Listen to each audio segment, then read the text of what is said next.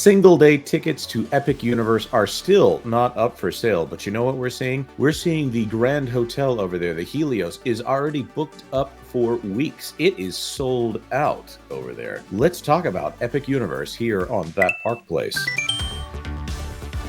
Hello, I am Jonas J. Campbell, an investigative reporter for That Park Place, and here with me is the man that I go to for all of the Epic news, Mr. VashSky. Vash, are you feeling epic today? I'm feeling very epic right now, especially because the debut of tickets went on sale yesterday, which was pretty cool to see. Pretty cool to see people excited to get into this theme park. However, those do come at a cost because unless you're an annual pass holder, and that's tomorrow when those tickets will be available, you're not getting a single day pass to Epic. So there's a couple of hoops to go through. One thing's for sure, though, that the Helios, well, a little cheaper than I think a lot of people anticipate. Right. Yeah, you're totally right. When we finally started seeing prices for the Grand Helios, or the Helios Grand, sorry, the Universal Helios Grand Hotel, a Lowe's hotel, as it's called there. And if they had a parks panel over there at Universal, you would be saying every single word of it. Thankfully, they left at Epic Universe out, even though that is definitely the big draw, and what already seems like it's a very nice hotel.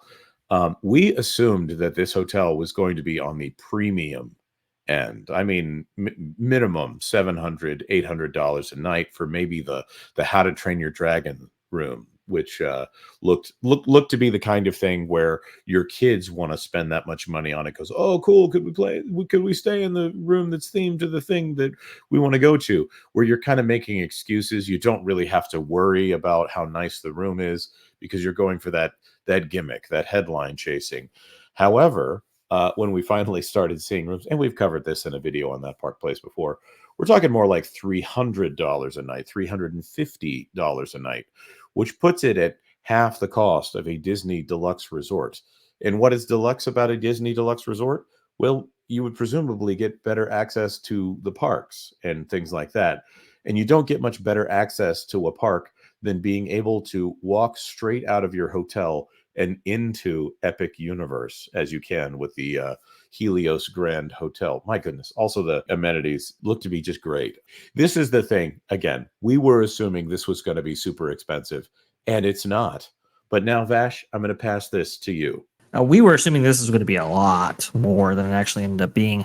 Like I said, we covered this before, but it's worth noting here that for around the same area, for like Walt Disney World, for example, area as in area of time that you might actually book this thing, that being the summer of 2025, that's about how much the rooms are going for, let's say, at the Contemporary, which is the most analogous comparison that we possibly have because, well, Walt Disney World doesn't have a resort hotel that you can just walk out into a theme park in. Not in the United States, at least. Not well, Grand California, but not Walt Disney World Resort. How about that? So that's kind of the difference. The different story here is that for a resort with just impeccable amenities, to price it that low is stunning. And we did get pricing on because the I believe that what the $293 price point was for various times for a 4-night stay minimum. We did learn what the 1-night stay was going to be for around the time that Epic Universe actually opened, which is May 22nd, 2025. You can see right there, $493 for a room there. And it looks like the seasonal rate right there, $439. Oh, opening night for Epic Universe. That's insane. That's absolutely stunning value. I'm just thinking about the people who stay at Art of Animation for what, minimum $300 a night? Right. Oh, yeah. And Art of Animation is not the Helios. You're not overlooking a theme park in some instances. Now, there are a whole bunch of room categories that obviously go cheaper to most expensive. So you have standard, skyline view, pool view, park view, club level, park view deluxe, king suite, park view, club level, celestial suite, hospitality suite, and presidential suite. So obviously those are going to be far more expensive. But just to buy into this resort at all for a price that's sub $500 for the opening of Epic Universe, well, I mean, arguably the most anticipated theme park that we've ever seen before ever. That's quite stunning, right there. That's a pretty sweet deal. And I will say, a lot of people woke up with that sweet deal because within hours of this going online and starting to sell rooms, well, it appears that the Helios Grant is sold out for at least the first full week of Epic Universe opening.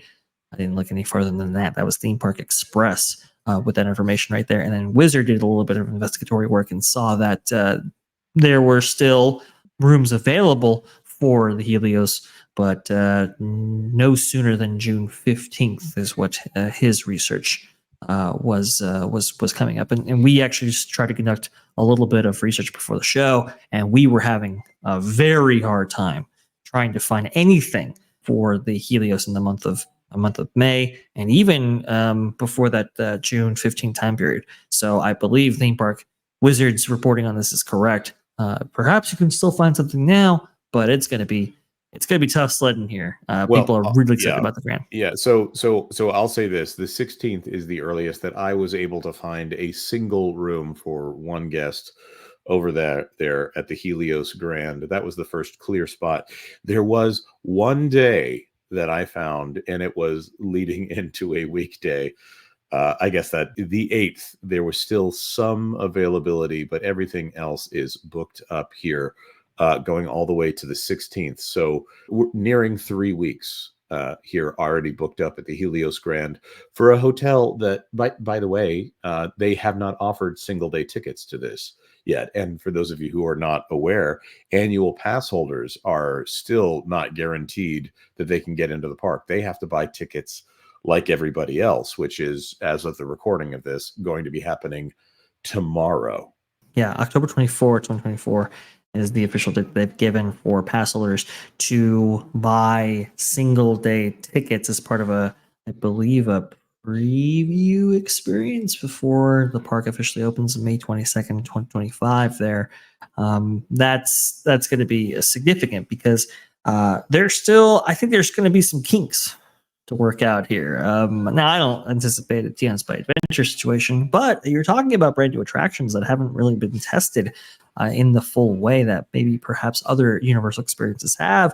We heard the horror stories from Hagrid's Magical Creature Motorway Adventure, obviously a very ambitious coaster by Intamin, and they had the darndest time trying to make that work as consistently as possible. Now, we did hear, Jonas, I think this is going to be news to all of our viewers and listeners, that New York Comic-Con did confirm a couple of things for us about this. One, that the Phantom of the Opera and the Creature from Black Lagoon was going to be featured in Dark Universe, so that's cool. But I had been hearing that the Ministry of Magic ride might not have made it to opening because it's just a very complex ride system, a very complex ride. Apparently at New York Comic-Con, though, Universal executives did say that Ministry of Magic was going to be available, and the issues that Universal was contending with the Donkey Kong attraction over there in Japan, well, apparently they have been rectified, and they have implemented the fixes that they did in Japan to the Epic Universe version.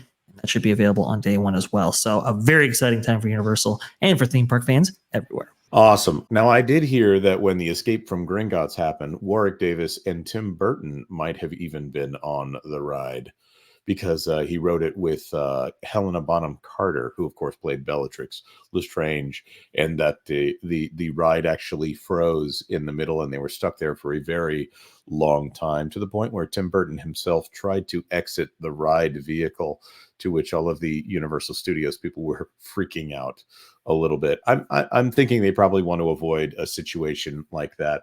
Hopefully they don't have Imelda Staunton trying to exit the ride vehicle at the Battle for the Ministry, although that might be fascinating. Maybe Daniel Radcliffe can get out and interact with, I don't know, I don't think they'll be doing a Daniel Radcliffe animatronic there, but that would be fascinating. It's not happening. I just threw that out there because I thought it would be funny. That being said, I want to say thank you to everyone for watching this far into the video. Want to know your thoughts. Will you be staying at the Helios Grand, especially considering that it is competitive in pricing for the rest of the Orlando market? Let us know your thoughts in the comment section down below. Like this video if you like this video, and consider subscribing to That Park Plays for all the news that should be fun. Thanks for watching That Park Plays News. For more information, consider checking out www.thatparkplace.com.